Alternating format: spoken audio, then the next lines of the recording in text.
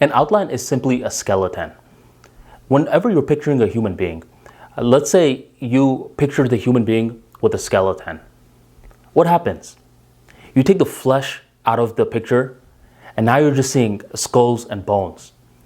The skulls and bones are very much needed because without that, a human being is simply going to be a blob.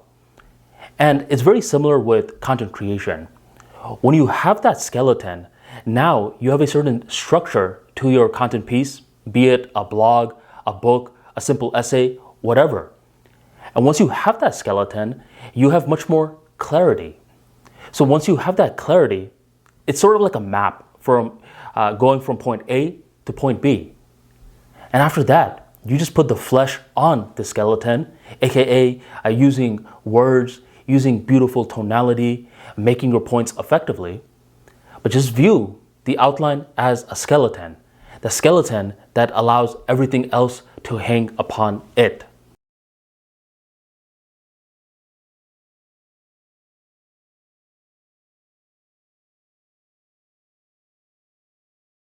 So the two parts of an outline are the theme and the bullets.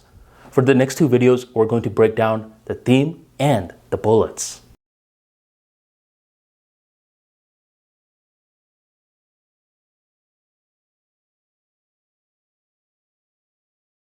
The theme is the essence of what your content piece is going to be about. We want a very general theme if we want the content piece to be very long, and we want a very specific theme if we want the content piece to be short. Let me give you an example.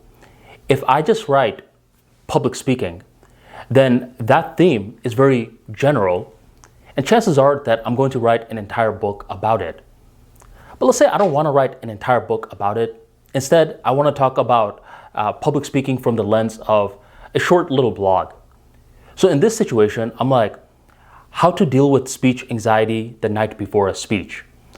This is a very specific theme, and this narrows down my general knowledge of public speaking into something much more narrow.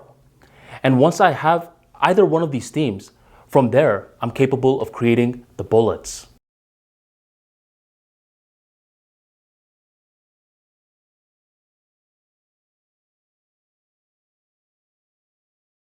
The next part are the bullets. The bullets are simply sections in order to chop the theme down into digestible components for the consumer. So let's say I chose the theme of public speaking. I'm planning on writing a book about it. The bullets include introduction, history of public speaking, speech anxiety, how to practice public speaking. These are the overview of the bullets. Now, to make it even more digestible, I can create sub-bullets, right? So for speech anxiety, let's say one of the sub-bullets is emotions versus feelings. Another sub-bullet is what to do if you have speech anxiety. The other sub-bullet is how to redirect speech anxiety towards your favor. So with bullets, we're pretty much just chopping this theme down into a digestible way for the consumer. I still work in Subway for some time, and I recall I used to make these big subs. And once I made these big subs, I would often cut it down the half. But every now and then, a mom would come with her two little kids, and she'd be like, "Sir, instead of chopping the sub into 2 parts, can you chop it down into 4 parts? Because my kids, they're so little, I just want to be safe with how they chew." And I'm like, sure, I could do something like that.